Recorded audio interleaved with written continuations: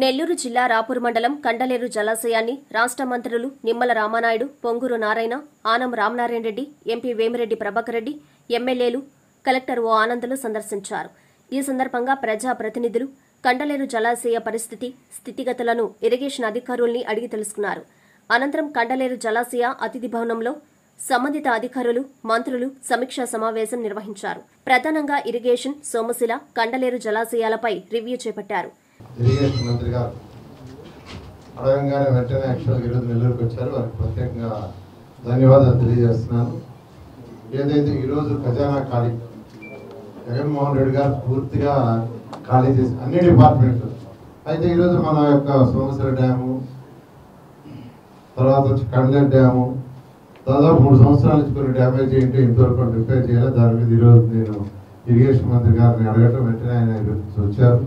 మొత్తం ఉదయం నుంచి యాక్చువల్గా ఆయన రివ్యూ చేశారు. అర్జెంట్ వర్క్స్ ఇమీడియట్గా చేస్తానని చెప్పారు. నేను నిన్న యాక్చువల్గా ముఖ్యమంత్రి గారితో కూడా ఇది మాట్లాడాను. నిన్న ముఖ్యమంత్రి గారితో కూడా మాట్లాడడం, రామారాయుడు గారు నిధులు వస్తున్నారు, రివ్యూ చేస్తున్నారంటే రివ్యూ చేయమన్నారు.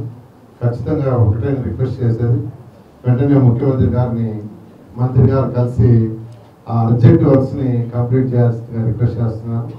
గత ప్రభుత్వంలో నిలిచిపోయిన పనులను వెంటనే గుర్తించి వాటిని త్వరితగతిన పూర్తి చేసేలా చర్యలు చేపట్టాలని ఆదేశాలు జారీ చేశారు.